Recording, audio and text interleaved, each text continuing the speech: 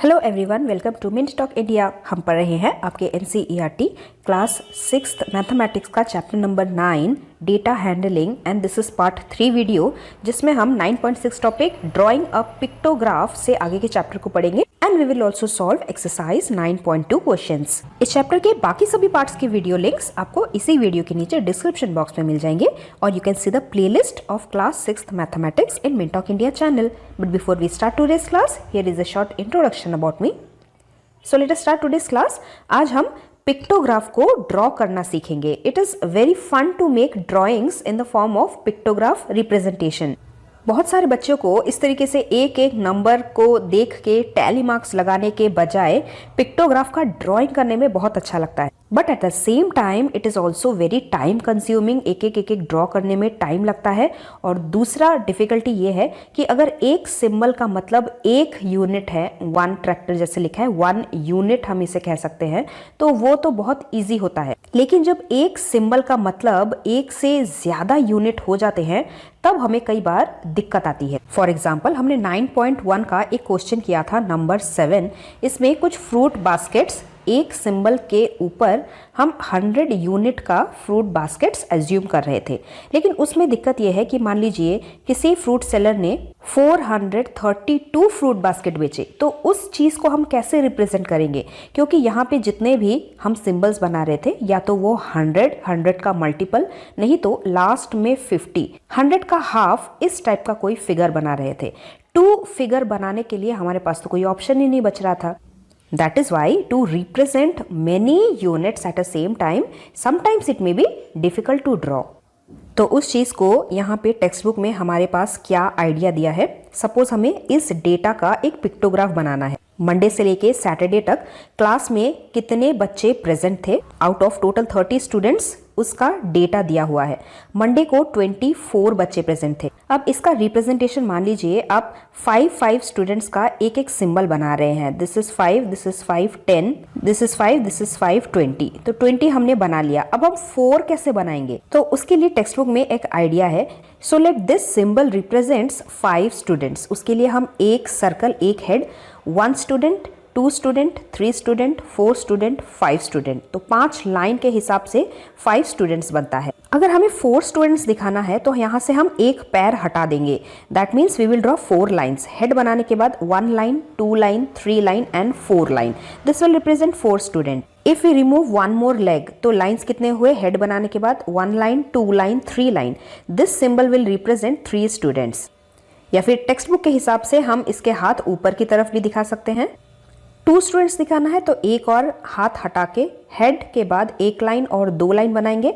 और अगर 1 स्टूडेंट दिखाना है तो एक हेड के बाद 1 line. So this symbol represents 2 students and this symbol represent 1 student. तो इसी सिंबल को फॉलो करते हुए हमने ये डेटा बना के तैयार किया। मंडे को 24 बच्चे थे, तो यहाँ पे सिंबल कैसा बना? ये है 5, 5, 5, 5, ये बन गया 20, और उसके बाद 4 के लिए ये वाला सिंबल। ट्यूसडे को 26 बच्चे थे, so for that 5, 5, 5, 5, 5, 5 times symbol बनाया। 5 5 25। उसके बाद एक सिंबल, एक स्टूडेंट के लिए ऐसा वाला एक सिंबल, तो ये बन गया 26।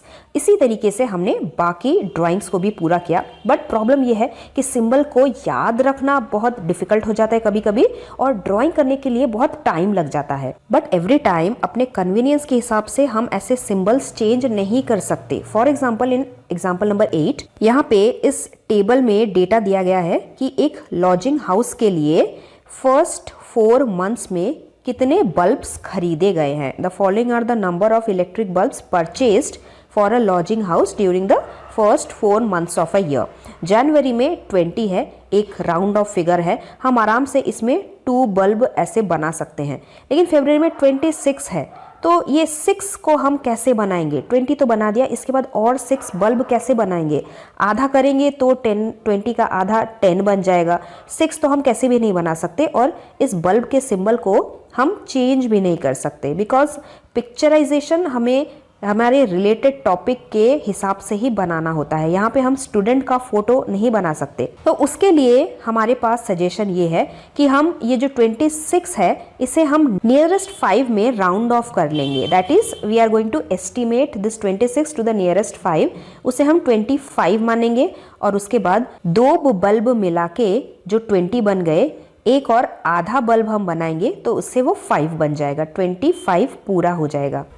आफ्टर दैट मार्च में 30 था तो 3 बल्ब बनाने से ही हो जाएगा। अप्रैल में 34 है तो इसे भी हम नियरेस्ट 5 में एज्यूम कर लेंगे, दैट मीन्स 35 मान के चलेंगे। और फिर 3 बल्ब ड्रॉ करने से हमारे पास 30 बन जाएगा, आधा बल्ब ड्रॉ करने से हमारे पास 5 बन जाएगा एंड 35। तो इस तरीके से सेकेंड ऑप्शन ये है कि हम नियरेस्ट 5 पे राउंड ऑफ करके आगे बढ़ सकते हैं। Let us do exercise 9.2 questions and we will understand even better. Number 1 is total number of animals in 5 villages are shown as below। Village A, village B, C, D, E में इतने animals given है। हमें एक pictograph के मदद से एक data तैयार करना है using the symbol this to represent 10 animals. तो 10 एनिमल्स का मतलब एक सिंबल ऐसा।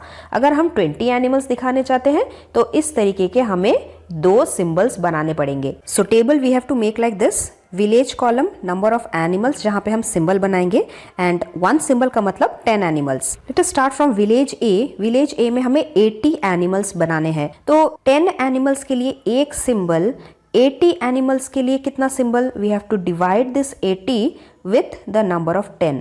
सिंबल का, एक सिंबल का जो भी वैल्यू होता है उससे डिवाइड करना है हमें हमारे गिवन यूनिट को। So that will become about 8. 10 ones are 10 and 10 8s are 80. So we have to make 8 symbols for village A. 1, 2, 3, 4, 5, 6, 7 and 8. Village B has 120 animals. We can write like this also. Number of symbols is equal to 120 divided by 10 and that comes out to be 1 to 12 symbols. तो यहाँ पे total 12 symbols हमने बना लिए है। Village सी में 90 animals हैं। Number of symbols for village C 90 divided by 10 and that is 9 symbols. So here are total 9 symbols we have to draw. And then village D 40 animals. 40 animals में number of symbols हम बनाएंगे 40 divided by 10, that comes out to be 4 symbols, 1 2 3 and 4। and last is village E 60 animals. So number of symbols we will draw is 60 divided by 10, that comes out to be 6 symbols. So in front of village E हम 6 symbols draw करेंगे। Now based on this pictograph we have some questions. Number A, how many symbols represent animals of village E? तो village E के लिए हमने total 6 symbols बनाए हैं। We will write 6 as an answer. Number B1 is which village has the maximum number of animals। तो ये हमें हमारा सिंबल देख के भी पता चल रहा है और यहाँ पे जो डेटा है वहाँ पे भी देख के पता चल रहा है। The village B has maximum, सबसे ज़्यादा number of animals. Number C question is which village has more animals, village A और विलेज C। A में 80 है, C में 90 है तो obviously 90 is bigger. Village C is our answer. After that we will see question number 2. Total number of students of a school in different year is shown in this table. एक ही school में अलग अलग year पे अलग अलग number of students है। कुछ बच्चे TC जाते हैं, कुछ न्यू एडमिशन आते हैं। जैसे 1996 में 400 स्टूडेंट्स थे। 1998 2 साल बाद स्टूडेंट्स बढ़ गए, 535 हो गया। And then with coming up years even more the number of students increased. अब जब क्वांटिटी बहुत ज़्यादा होती है हम इतने सारे सिंबल्स तो नहीं बना सकते, इसलिए हमें एक सिंबल के लिए मल्टीपल यूनिट्स बनाना होता है। तो हमारा नंबर ए वही है question, prepare a pictograph of students using 1 symbol to represent 100 students. So this is our column, year, number of students का सिंबल हम बनाएंगे और एक सिंबल का मतलब है 100 students. So in the year 1996 number of students 400 है। इफ 100 स्टूडेंट्स का सिंबल एक ऐसा वाला फिगर है, 400 स्टूडेंट्स का सिंबल हम बनाएंगे, 400 को डिवाइड कर देंगे 100 से and that comes out to be number 4। हमें 4 सिंबल बनाने हैं इस तरीके के, बट हर बार 100 का मल्टीपल में ही हमें गिवन डेटा नहीं होता। 1998 में 535 है, अगर 500 होता तो हम आसानी से उस टाइप का सिंबल बना लेते। लेकिन इस 35 का हम क्या करेंगे? इफ वी डिवाइड 535 बाई 100 तो हमारा आंसर पॉइंट में आ जाएगा, 5.35 आ जाएगा। हमने डेसिमल चैप्टर में पढ़ा है। लेकिन 5.35 सिंबल का ड्राइंग हम कैसे कर सकते हैं? It is very difficult. तो हमें क्या करना है? स्प्लिट करना है 500 और 35। सिर्फ 500 स्टूडेंट्स के लिए 500 divided by 100 that comes out to be 5 symbols हम बनाएंगे। और 100 का हाफ कितना होता है? That is 50। तो गिवन सिंबल को अगर हम हाफ ड्रॉ करते हैं उसका मतलब 50 स्टूडेंट्स होता है। तो हमें इसी 35 बचे हुए 35 को राउंड ऑफ करके 50 मान लेना है और तब जाके हम ये आधा सिंबल बना के हमारा पिक्टोग्राफ पूरा कर पाएंगे। So total we have to make 5 and half symbol and the representation will come something like this. Next, in year 2000 number of students 472. Now 472 is also not a multiple of 100. तो हम इसे split करेंगे। हम ले लेंगे 400 and 72. 400 के लिए हम कितने सिंबल बनाएंगे? 400 divided by 100 that comes out to be 4 symbols. अब हमारे पास ये 72 बच रहा है। तो देखिए, समझते हैं पहले। इसके लिए दो ऑप्शंस हो सकते हैं। या तो हम 472 को 450 के ज़्यादा नज़दीक है कि नहीं देखेंगे, या फिर 472 500 के ज़्यादा नज़दीक है कि नहीं वो देखेंगे। अगर 500 के ज़्यादा नज़दीक है तो हम 5 टोटल सिंबल्स बनाएंगे, और अगर 450 के ज़्यादा नज़दीक है तो फिर ये 4 सिंबल्स और उसके बाद 50 के लिए आधा सिंबल और बना लेंगे। तो इन दोनों में से किसके ज़्यादा नज़दीक है, इसके जानने के लिए हम गैप देखेंगे। और ये गैप पता करने के लिए हमें बड़े नंबर में से छोटे नंबर को सबट्रैक्ट करना है। तो 472 और 450 के बीच में कितना गैप है? We will subtract 450 from 472, 22 numbers का गैप आता है। और 472 एंड 500 के बीच में कितना गैप है? 28 का गैप आता है। तो देखिए कौन सा कम गैप है? ये वाला कम गैप है। तो हमें 472 को एज्यूम कर लेना है कि वो 450 है। उसी के हिसाब से हमें 4 एंड आधा सिंबल और बनाना है।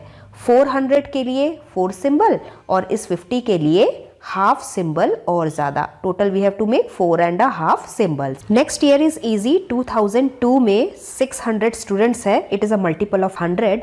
100 600 होता है, करेक्ट? ये हमने डायरेक्टली निकाल लिया अपने मुंह से ही।